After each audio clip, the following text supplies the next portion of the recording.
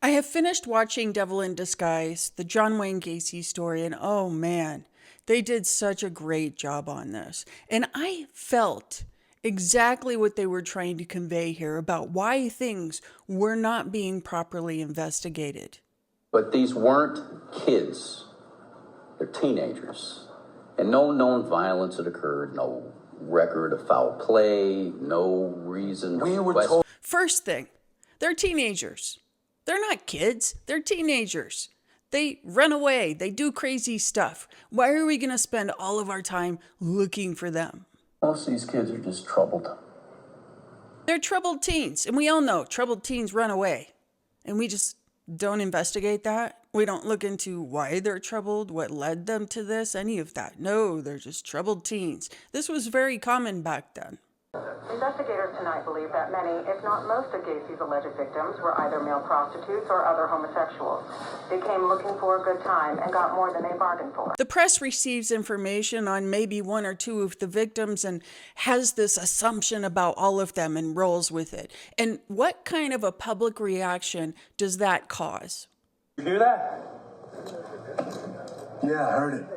Who gives a fuck? Bunch of goddamn brought it on themselves. It's punishment. It's God's punishment because, after all, we're talking about sinners here, right? So they got what they deserved.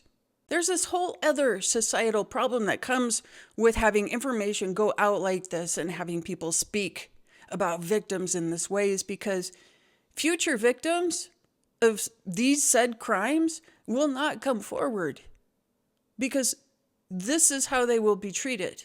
These are the things they will hear.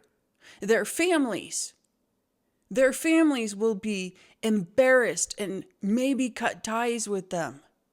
Even if they are or are not themselves homosexuals, they will be treated as homosexuals.